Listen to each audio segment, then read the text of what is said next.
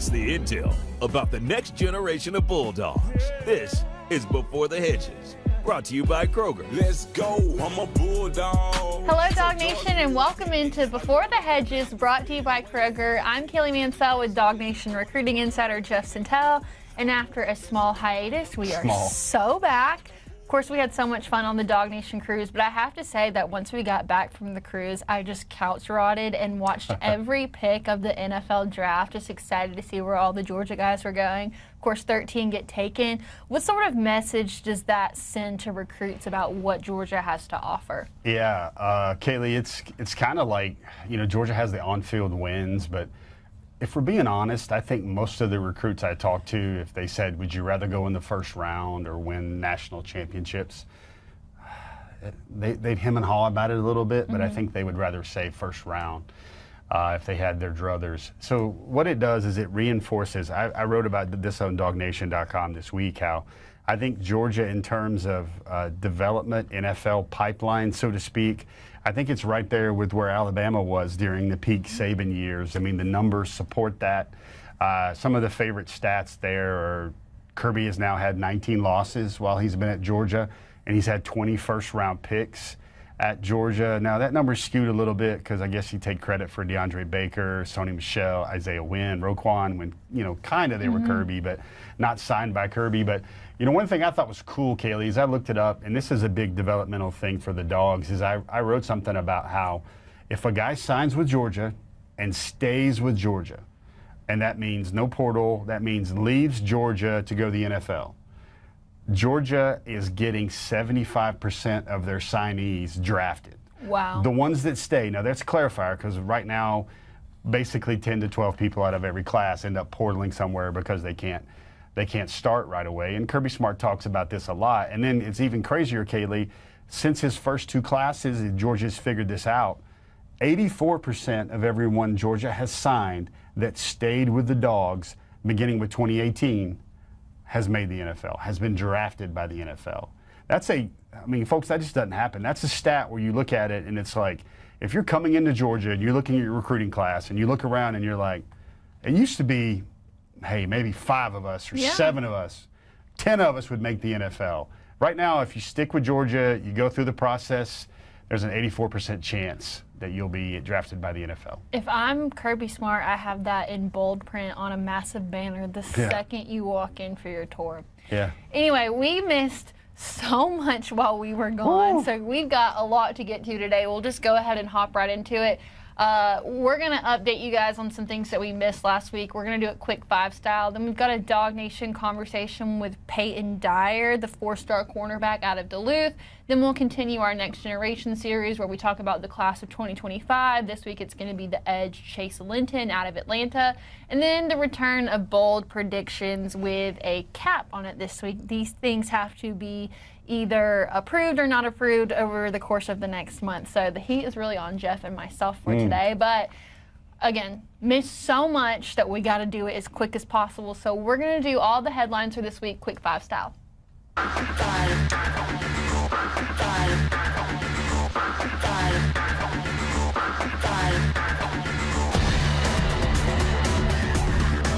So I think that 5 is actually pretty significant to the first one that we've got on the board because the Jared Curtis commitment is coming. It's May 5th. It's going to take place at 4:30.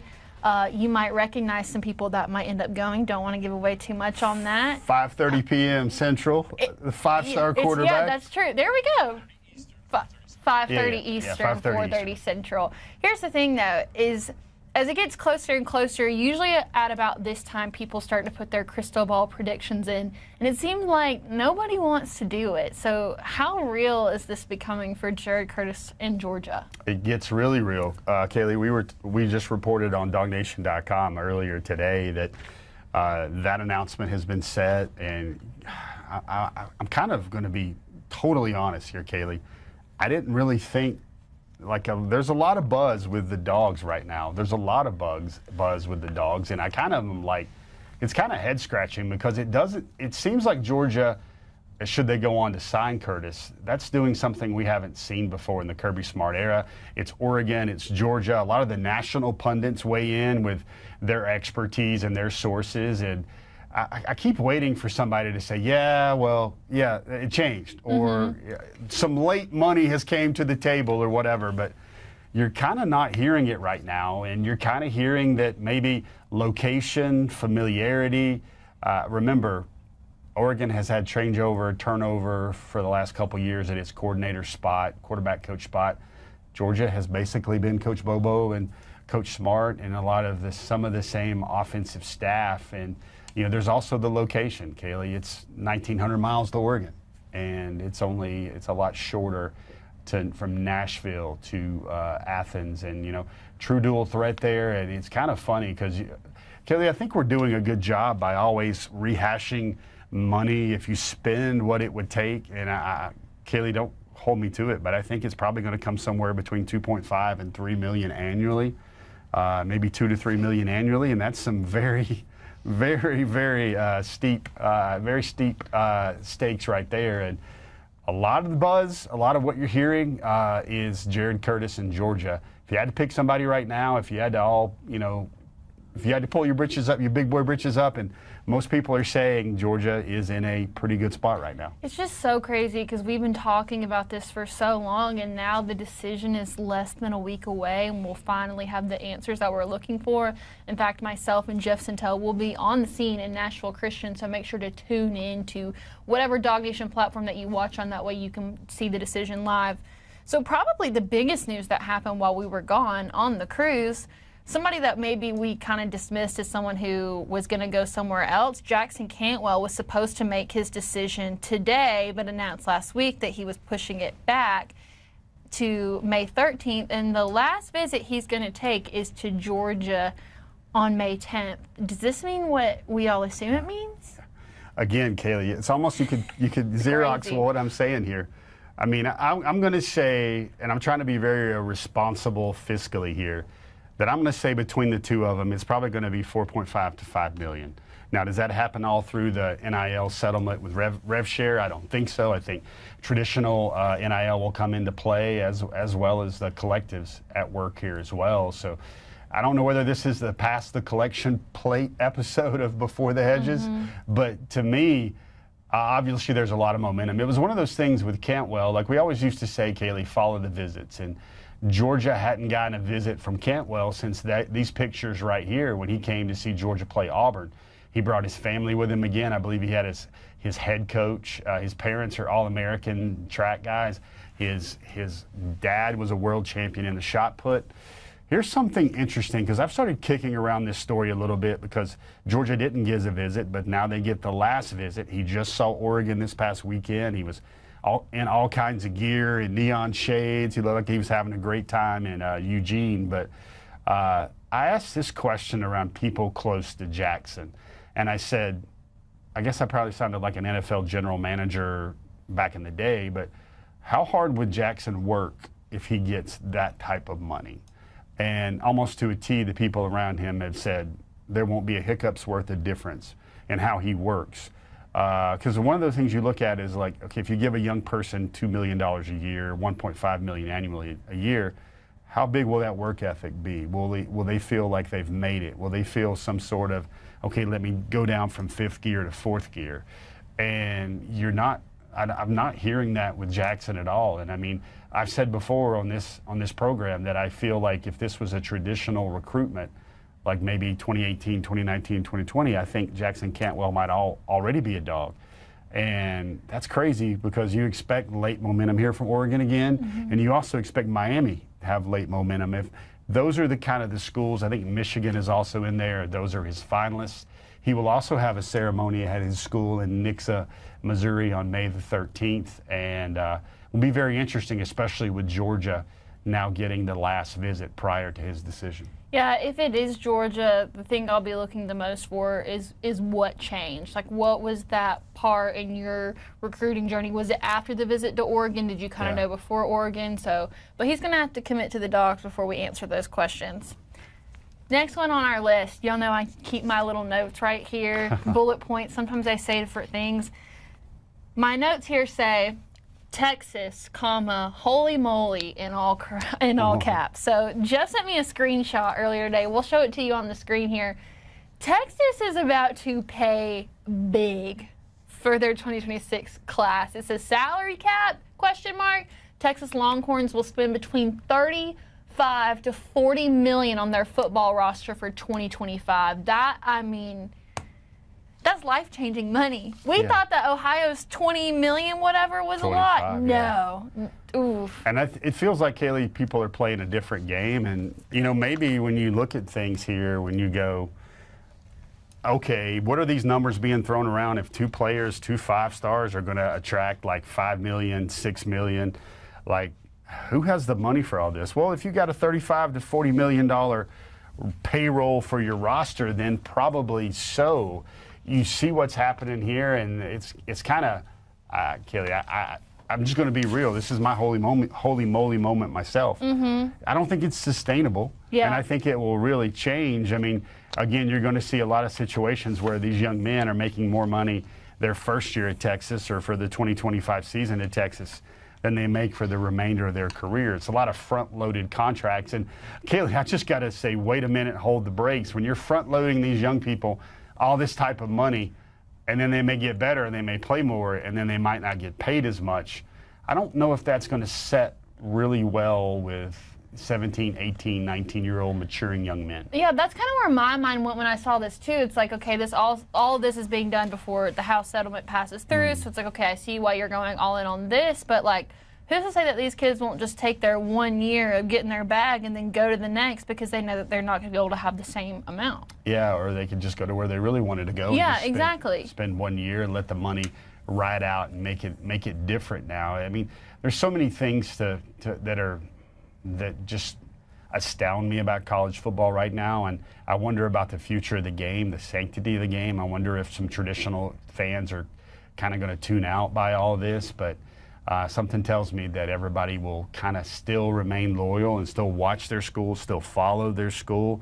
It's just a different set of rules kind of being played with in this game right now. But I kind of thought the way we stacked the quick 5, where we had to bring up the financial component about what it might mean for a Cantwell and a Curtis, and then you see here Texas. At some part of me is wondering, Kaylee, why isn't Texas a finalist for both of those two schools as well? I was wondering that too, especially when it came to Jackson Cantwell. And well, now it's funny. You see after some Mark Bowman momentum that there's a recent crystal ball or prediction now for Texas to pull Mark Bowman away from the Dawgs, but we've got a long way to go in that rodeo, folks, as well. It used to be follow the visits, now it's follow the money. Yeah. All right, so we'll go ahead and get to our next one here. We got another track star on our hands.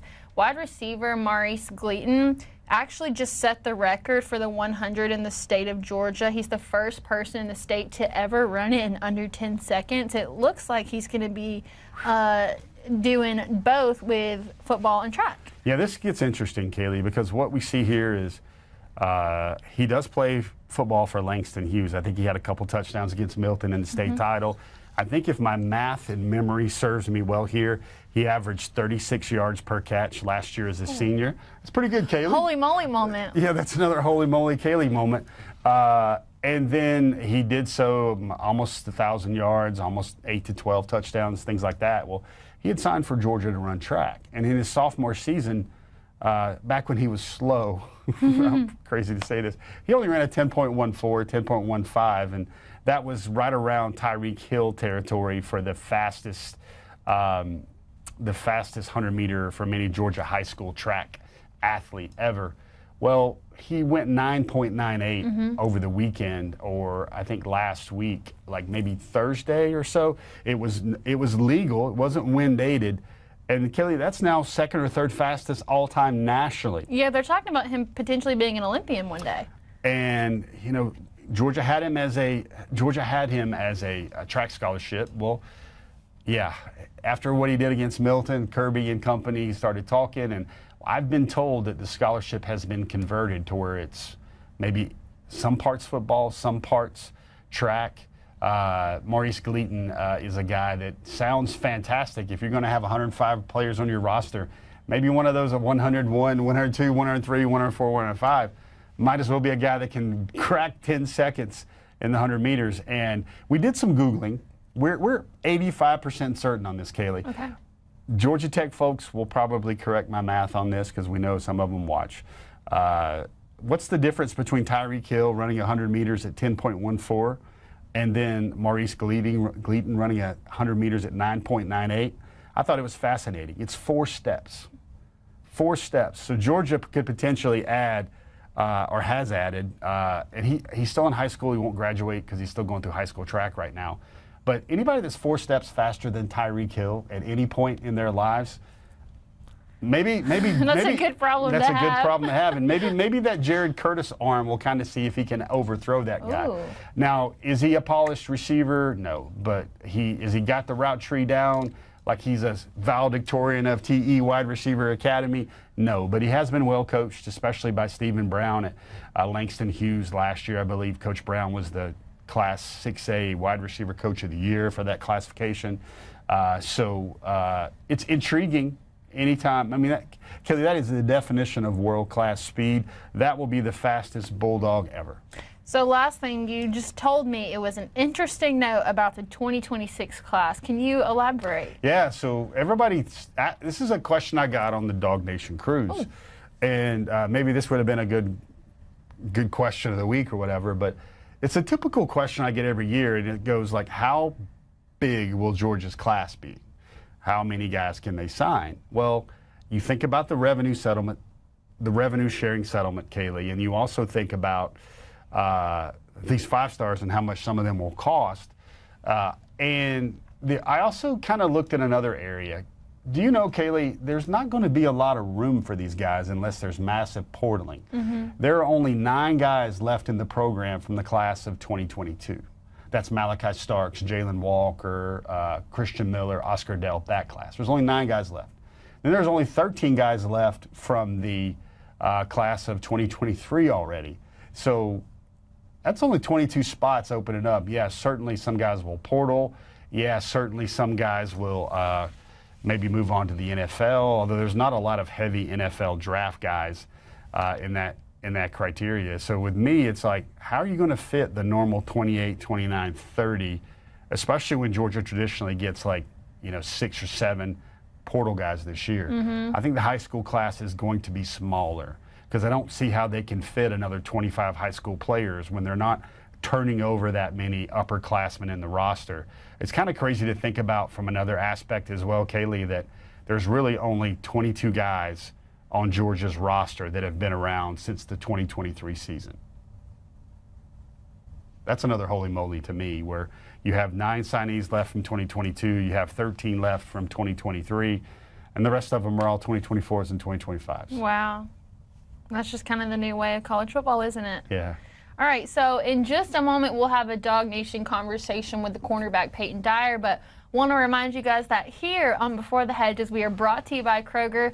I think that Brandon Adams said it best yesterday, that May might as well be called Mayhem, because this is truly the month of graduation parties and all different types of events. You're probably hosting something in the month of May. I know that I am. So now is a good time to sign up for Kroger Boost. You can try it free for 30 days. Save up to $1,000 per year with 2 times the field points, and the best part about it is that free grocery delivery. So when you're planning these parties and these events, or you need something to bring to a party, make sure to check out our friends at Kroger. So you're in that time of year where you're on the road every day. We do morning call. I feel like you're somewhere new. I hear you at practice, and somebody that you recently got to speak to was the 4-star cornerback Peyton Dyer out of Duluth, who was a South Carolina commit, now decommits, and we'll hear from him in a second. But what's the one thing that Dog Nation should listen to the most out of this interview? Physical. He's in state. This is the one, Kaylee. Georgia's coaches have compared him to Kamari Lassiter. Wow. Kamari was a physical dog, as physical as it gets. You'll see in the Dog Nation conversation, we have video, we have film of him working out yesterday. Some good clips there, but he's a guy that, I didn't want to go all Woodward and Bernstein on this situation, but there's something, I don't know. It's almost like this story idea bops up a little bit.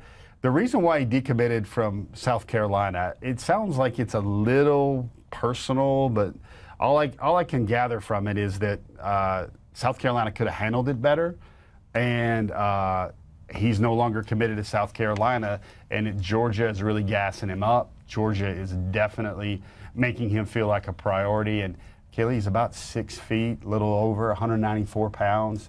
Physical. He's already, good enough to play. Georgia has this thing. If you're not at least 185 pounds, you're not really ready to play cornerback in the SEC. And he's already 193 in high school. He could even be a safety. He could be maybe a star in the Javon Bullard mode or the Tyke Smith mold, but a very versatile player. He's in-state. He's feeling the love from the Dawgs. He will take his official visit on May the 30th. And it's probably, one of the things I do, especially with spring practices and opening up across the Southeast, is I sit there and I go, who have we not talked about yet? Who has Dog Nation not heard from yet? Who have we not brought the juice and brought the intel on one of those guys? And I thought it was really cool to get a chance to see Peyton up close. He's going to play some offense for Duluth as well. They call him Man. He also used to be called Noodles because he likes noodles. But it was cool getting a chance to watch Peyton Dyer work yesterday. Well, with that, we'll go ahead and get the latest from Peyton Dyer here on Before the Hedges.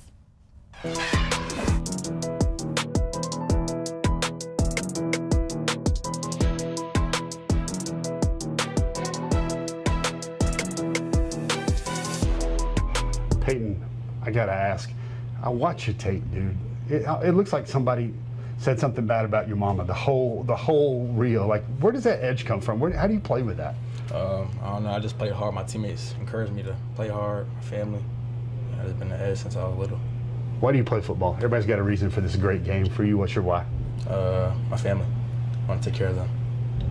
Most college recruiters, do they see you as corner, as a safety, as a nickel, slot, star? What are the colleges that are recruiting you? What do they see you as? Versatile. Every position on the field.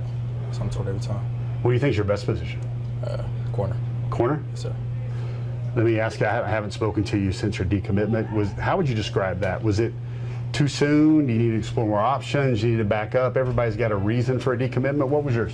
It was just something with the coaches and the recruiting staff. I had to get situated with my father and them, so, yeah.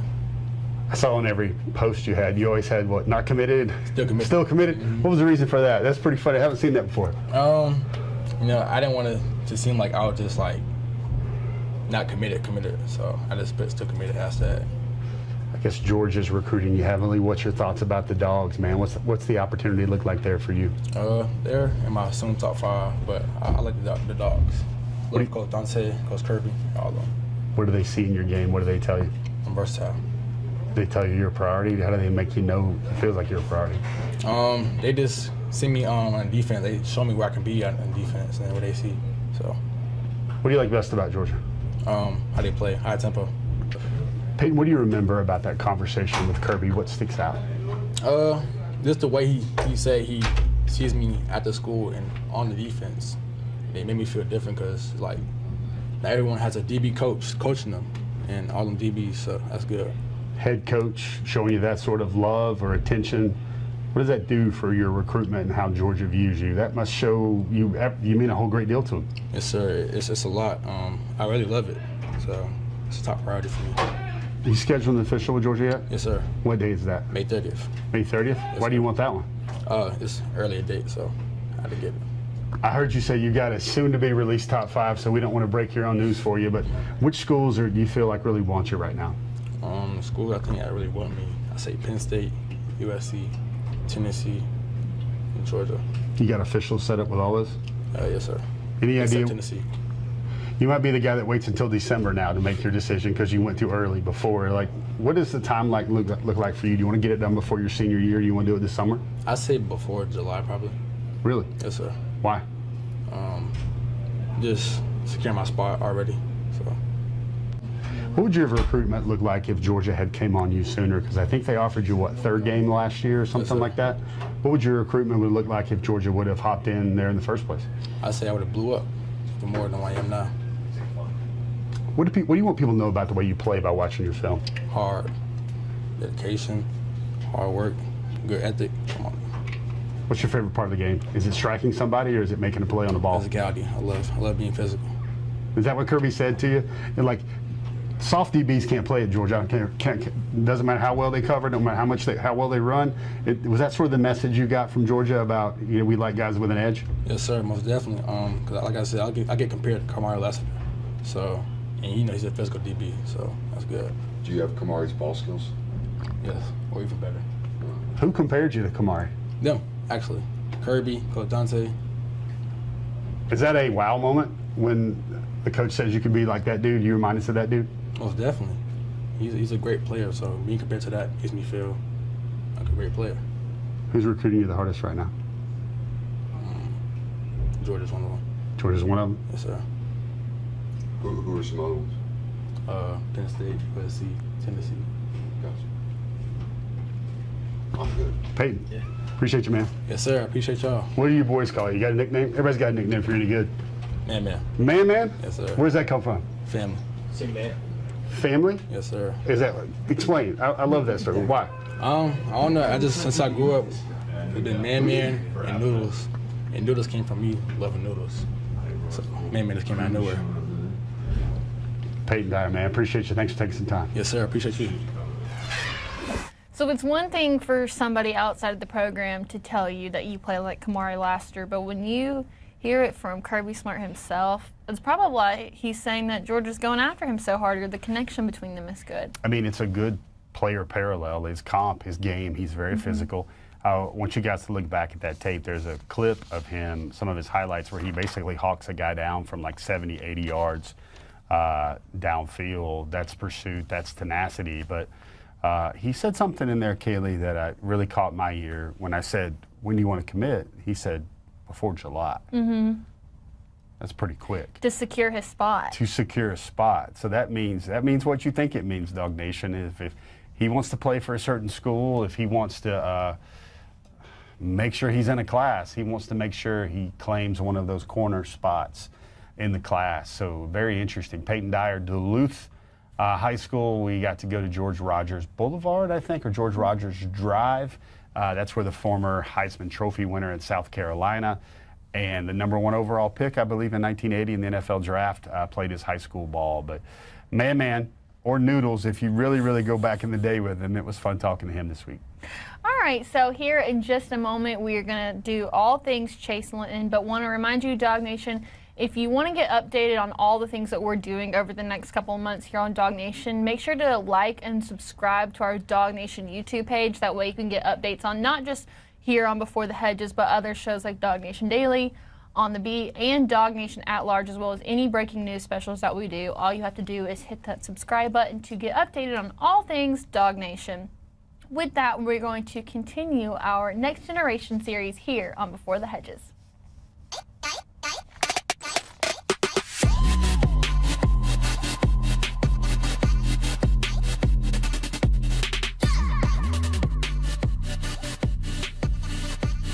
So I have to thank Jeff on this, because Jeff has given me a little bit of power and allows me each week to pick. And I do my picks based off different things. And this one was, again, I couch rotted all of the NFL draft. And so I'm like looking at positions that everybody's taking, and edge is just something that keeps coming off the board. And one of our favorite commitment ceremonies we got to go to last year was Chase Linton. So I thought it was finally time to talk about him. So we'll show you his player card here on the screen. Chase Linton, the 4-star edge out of Atlanta, 6'3", 225. So the rankings were a little bit all over the place. So the 247 composite had him as the 199th overall player and the number 17 edge. But then you just look at 247 and they had him as the number 4 edge and 44 overall player. So still a top 200 guy in terms of the composite. He was a late add to this class. Did you see anything out of him on G-Day, Jeff? Yeah, he filled out his familiar number 85 jersey.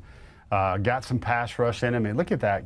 Kaylee, I look at him and I think maybe Adam Anderson back in the day.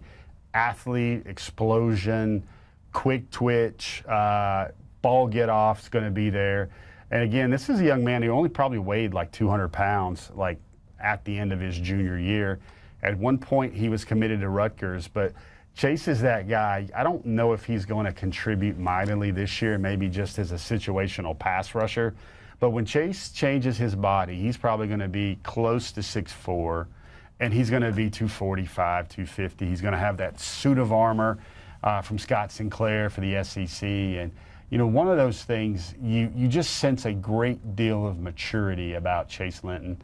And at the same time, he's just a real person. Kaylee, you may giggle about this, but this is the thing I'll always remember. He's the one that listened to on his pregame playlist, "Can You Stand the Rain?" Mm-hmm. New edition. I mean, he's kind of an old soul, but he's really funny as well. It looks like he's already, you know, definitely not missed arm day, kind of putting some muscle fiber on that profile right there. But going to wear 85. He's always wore 85, Kaylee, and I think he has a very bright future in Athens. He got late juice from the recruiting industry because, again, some people had him all over the board. Like we said, one time he was committed to Rutgers, and then everybody started watching him, evaluating. Kaylee had a pick 6 last year when he just jumped up to stab a pass out in the flat. He had about 10 sacks. He had about 20 tackles for losses.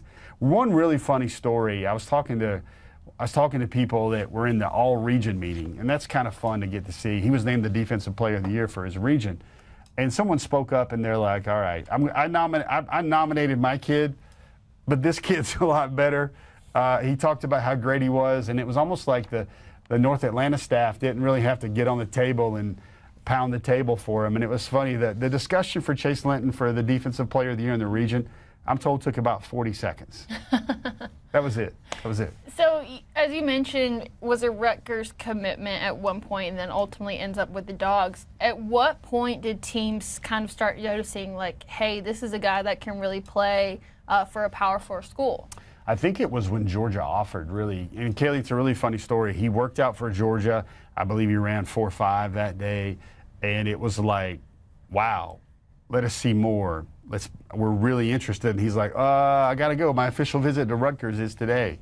So he had to leave early to go make his Rutgers official visit. And while he was on there, Rutgers applied significant pressure to him, so he committed. And Georgia was like, okay, this is very interesting. He can play for us.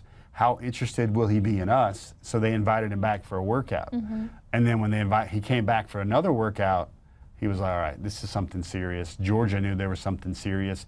Kaylee, once he started putting on film out, 6'4", 220 plus, he showed in his senior season that was a different body type, a different player. And then big dogs, not only with the Dogs in there, but LSU got in, Florida State got in, Rutgers remained in. So Georgia Tech was also in the running there. But you see him, and it's really, like I said earlier, he's genuinely, and I think you'll see here in this clip, he's genuinely a guy that every time I talk to Chase Linton, I say to myself, don't talk to many dudes like that. Mm-hmm. And I want you guys to see exactly what we're talking about right here with this clip from Chase Linton. But I wish, like in the early years, I wasn't comparing myself to other people. Because I would compare myself, and I'd be like, dang, I wish I had this. Dang, I wish I had that. But, one day I realized, I should just be grateful for what I have. Comparison is the thief of joy. Always be grateful for what you have. Definitely not a typical recruiting interview. I was talking to Coach All, and I showed him the pictures of your jersey and your helmet. And I said, that needs to go up in a trophy case somewhere and say, that's Chase Linton right there, not I'm tired of my jersey. Why do you wear 85 anyway? Was this just the one they always gave you as a freshman? No, I had 85. That used to be a big reason. Because I've had 85 or 86 since my NYO days, since I was like 8 years old. And I've always worn it. And no, my coach, they stopped calling me by my name for like the entire football season. I was just 85, 85, 85. And 85 just became a part of me. Now when I hear 85, I'm like, like someone's calling me. So like 85 is Chase Linton, and Chase Linton is 85. When people look at that jersey and look at that helmet, what's the story they need to know behind all that? They're holding me 24/7. No, I'm playing. You've got like your helmet, one side of your helmet's gone, and the other side of the helmet, you got the logo, it looks like. It's chipped and dented up like a fender, yeah, it's man. messed up. Tenacity, don't ever stop. no matter what. But that jersey, that jersey's rough. It's so funny because this whole time I'm sitting here thinking like, wow, that's somebody that we're going to hear a lot about from press conferences and maybe like a media days until he said they're holding me all the time. And I'm like, okay, maybe that's more of our Warren Brunson where so great of a personality, but maybe can't put him on the podium. It's fun. It's funny. First of all, we'll know how negative the aspects of media training could be at Georgia when Chase Linton starts getting trotted out next year and he's as dry as wheat toast or something like that. But I wish you guys could see it. Like sometimes I put together these sound bites and we're sitting here, we're watching it in the studio, and if we had a Kaylee cam, Kaylee's sitting here going like she's looking at the cutest puppy in the world. Her facial features and her profile, she gets all sentimental while she's watching some of those, and like I can't help it. I mean, she's like, oh, I like this guy already. That's kind of what's going through her mind. Well, we were even sitting at lunch today, and I was like, that sounds like a grown man. So anyway, one thing that we did talk about was at what point did Georgia recognize, like, hey, this kid's the real deal? And his coach at North Atlanta, and Jamie All, actually called it. This was him saying he knew that Georgia was going to take him once they saw him. I knew once they saw the way he moved live that, you know, it would be a no-brainer for him. You know, he's a special talent as far as how athletic, twitchy, explosive he is, and you know, just you can only see so much of that on film. So I knew once he did it in person for him and ran a time that he was going to run, you know, it was going to be a no-brainer, no doubt type situation. So I'm glad he did decide to go and make that workout. He's so sudden. He gets off the ball so quick. You know, it's hard for people to get out of their stance and put their hands on him. Like he lined up in a 5 technique. He's across the tackle's face and in the B gap before they even take a step. So, you know, that's just kind of what's made him special. And you know, I can't wait to see how he develops in the years to come and turns into the great player he's going to be. So any final thoughts on Chase Linton? He's really good. Can you stand the rain? Maybe that should be played at Sanford Stadium after he sacks a Tennessee Volunteer or Alabama Crimson Tide. And more than anything else, he's already a guy that makes Kaylee Mansell smile. So, you know, that's got to be worth something.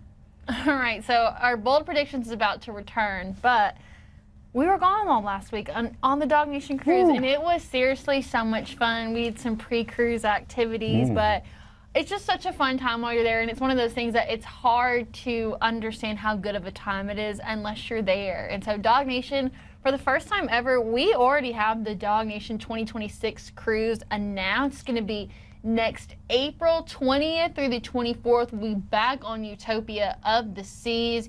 You can contact Jessica Slater at 770-718-947 or Jay Slater at dreamvacations.com, and she can help you get signed up for next year's cruise. I've only been on it twice, but this past year, I mean, they just get exponentially better, I feel like, so I can't even imagine how great next year's is going to be. And so hoping to see some more new faces on next year's 2026 Dog Nation cruise. It's funny. It keeps growing, Kaylee, and these are inside jokes for all cruise people, but like a men's pedicure and red toenails. One year we had somebody that sang well enough, and I mean, she sang well enough to be on The Voice or American Idol. Look at all that loot you're giving away right there. That's a Lawson Lucky jersey right there.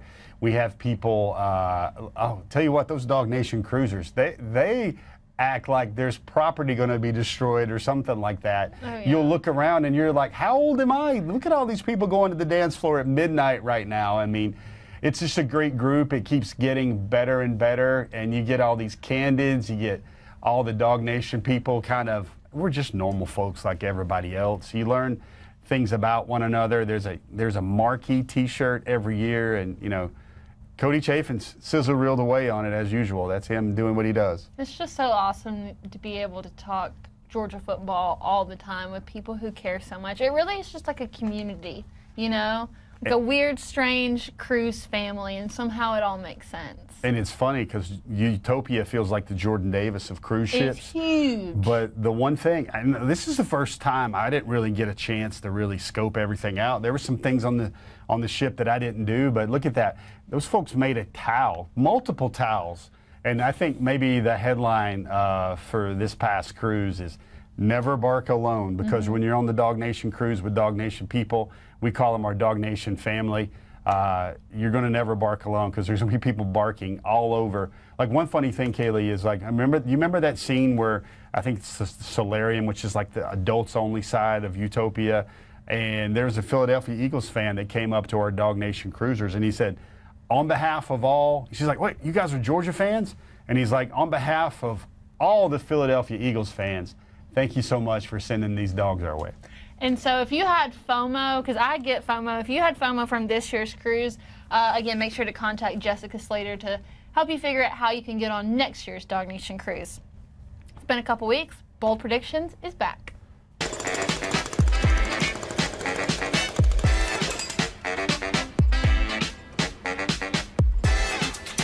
So, do you want me to go first, or do you want to go first? Ladies first. I'll make mine very simple.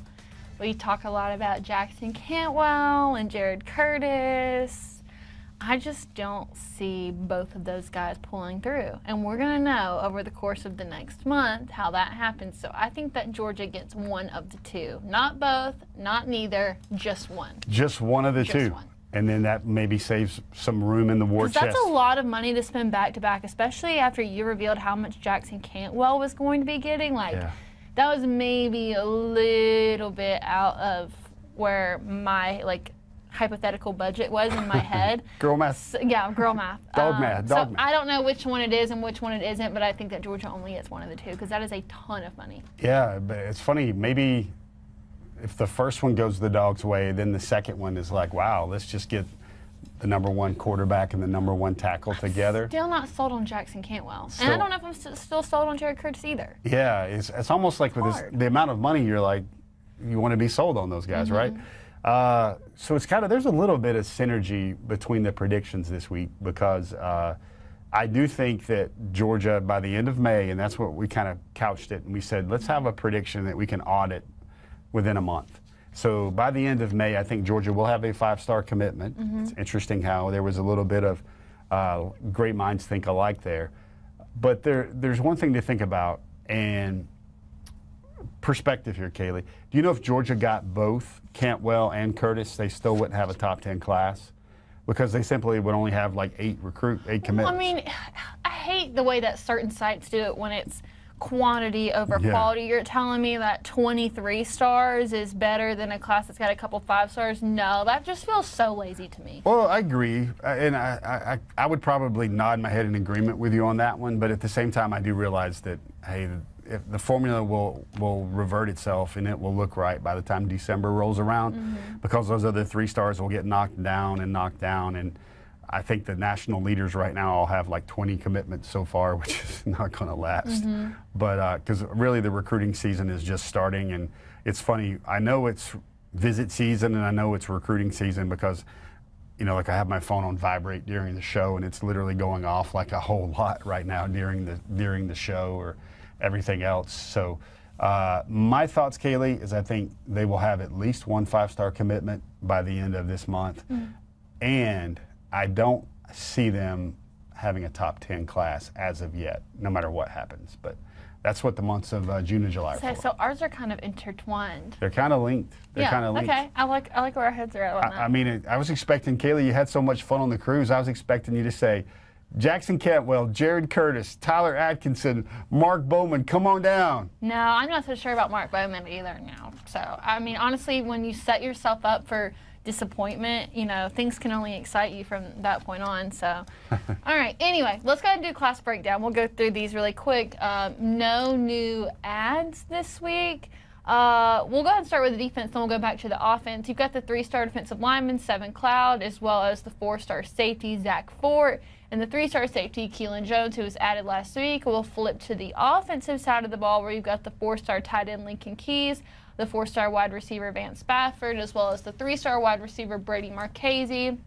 No big changes to the snapshot. They do drop in the class rank from 24 to 27, but that was something Jeff and I had talked about where it's just too early in the year to make a really big deal out of this. Then we'll go ahead and take a look at our top targets. We'll go ahead. I guess we can start with, we'll just go ahead and start from the top, won't we? Yeah. All right, so the big change here is that Jackson Cantwell had dropped last week. Yeah. And then now he's back at number 3, back in the top 5. So you must be hearing some good chatter. Yeah, it's interesting. I think this is one of those things where Jared Curtis becomes a little bit more important, a little bit closer to Tyler Atkinson now with the way things seem to be trending, and I'll put air quotes around seem. Mark Bowman, Cantwell, Kamari Brooks. There's some interesting, scouting juice on Cantwell. Most people, you would think, and again, I want to give some clarity to the number that I'm sure caught everybody's attention about last year's top offensive tackles. They all made like 1.5, 1.7, 1.8 per year. And of course, that was an uncapped year, kind of in the Wild West of NIL. But you look at Cantwell, and although he does have superior athleticism, like you watch his film, Kaylee, and he's really literally playing shot put with some five techs on the defensive line. The arm length, more people I talk to, they say he's more naturally a fit at the right tackle than the left tackle, which makes it very interesting for the class, but he's every bit of 6'8", 330. He can bench press the world. I believe his bench press is now over, he squats well over 500. I believe his bench press is now well over 400 pounds as well. So just a massive athlete right there. And, why don't we just came gangbusters and showing the top 5 I know, right out the gate. right? All right, so I guess what we'll do now is go through 6 through 10. So obviously because Jackson Cantwell moves up, somebody has to drop. Is it significant that it was Bo Bentley? Well, I just think there's a place for it now. And I still say this, Kaylee, no matter what happens with what happens with Jared Curtis on Monday, next Monday, I can't believe it's weird to say that finally, but I think Bo Bentley would be the 1B there. And I think Georgia coach Mike Bobo went in to see Bo Bentley this week.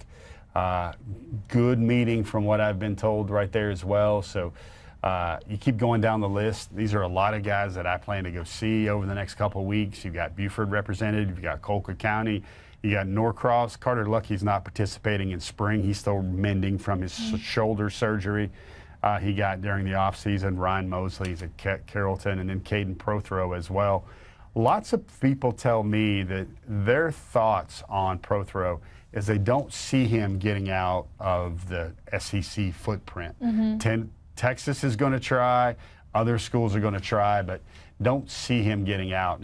That to me would translate to Georgia, Auburn, Alabama, seems like the race there for Prothrow. So the only change to this next one here is, of course, we have Peyton Dyer, who's added to this list. So with that, we'll go ahead and go to our just off the list, where I don't believe we had any major changes to our just off the list. What about an update on the 4-star running back Carson Baker?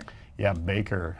Last reports on him was that he has Ohio State as his new leader. Coming close, Kaylee, to putting Derek Cooper back on the top targets list. So you wonder, how's Georgia going to spin this cycle? And if it's not Bowman, then maybe that frees up some money for Cooper, or maybe Savion Hyder, who also got a visit from Georgia's Josh Crawford this week. Georgia's visiting everywhere this weekend. I will share this. Nick Abrams II. There's something going on there with the Dawgs and Abrams.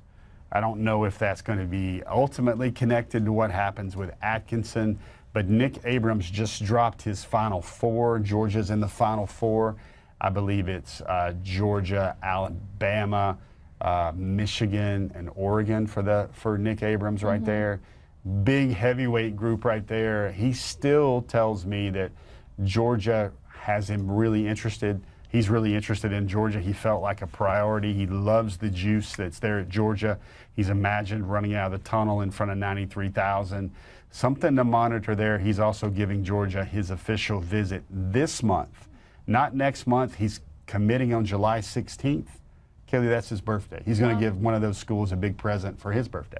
So we do have a new name here on Just Off the List. I didn't have the chance to make it green, but I do remember newest name, newest addition to Just Off the List is the 3-star linebacker Kedrick Golston II out of Ashburn, Virginia. Yeah, that's a Georgia legacy. Everybody that's watching this show that was watching the Dawgs maybe a generation ago, they'll realize his father was a great defensive lineman for the Dawgs, went on to the NFL, played for the Redskins. He's still in the Virginia area, in Ashburn, Virginia.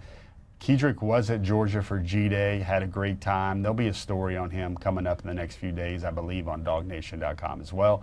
Another notifier right here, Malcolm Gaston, who had let the world know that he was going to make his decision on May the 2nd. Now he's pumped the brakes on that one. Not going to make his commitment at this time. All right, and we'll move on to our next page of Just Off the List. Talk to me about the 4-star offensive lineman Malachi Lee out of Honolulu, Hawaii. Yeah, Kaylee, it's hard to believe. Very hard to believe, but he came to Georgia, took his official visit during for G-Day, and you kind of thought that was just one of 4 or one of 5, but something's happening there. Again, it's the Polynesian pipeline. Coach Stacy Searles went out to see him in Hawaii, Kaylee. Think about that. Oh, that's fun. I wonder if Kirby let Coach Searles fly first class, or he was in business class all the way out there to Honolulu. There's a real connection there. And, you know, I would say of all these Just Off the Listers, those JOTLs, that Malachi is probably closer to the top targets than most people might think. Wow. Okay, well, we've just got one more page of Just Off the List here for you. So recently we added the 4-star linebacker / safety, Marion Watkins out of Rock Hill, South Carolina. What is he more likely to play if he goes to Georgia? I think he'd be a backer, and I think, you know, maybe that depends on Kenneth Godwin, maybe that depends on Nick Abrams, Tyler Atkinson as well, but really talented safety type. Most of the film was at safety, but that's kind of trending in sort of the evaluation model that Georgia used for Chris Cole there. Wow. All right, so Dawg Nation, that's going to wrap up Before the Hedges, brought to you by Kroger. It is so good to be back in the studio, even if we're only here for a short amount of time. We miss doing the show, and so we want to thank you guys for tuning in each week, Wednesdays at 7 o'clock here on Before the Hedges. We'll see you next week.